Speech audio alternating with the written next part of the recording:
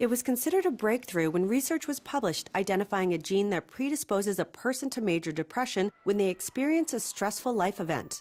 This was the first time that we had been able to identify both a genetic and an environmental factor simultaneously that increased the risk of depression. But the breakthrough finding was not without controversy. There was a lot of disagreement among scientists in the field about whether this finding had been adequately confirmed in subsequent studies.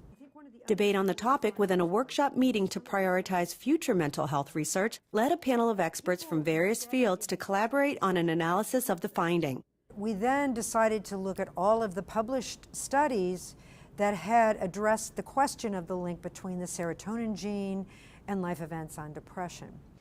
Dr. Kathleen Marikangas of the National Institute of Mental Health headed the group whose work is featured this week in JAMA, Journal of the American Medical Association. Their analysis included 14 past studies on the topic involving over 14,000 participants and found no evidence that the serotonin transporter gene elevated a person's risk for depression by itself or in combination with stressful life events. Many studies that had claimed to confirm the original findings really did not provide sufficient evidence that the original finding was true. Researchers say valid replication of any research finding is critical before the information is put into public health practice. Haley Weldon, The JAMA Report.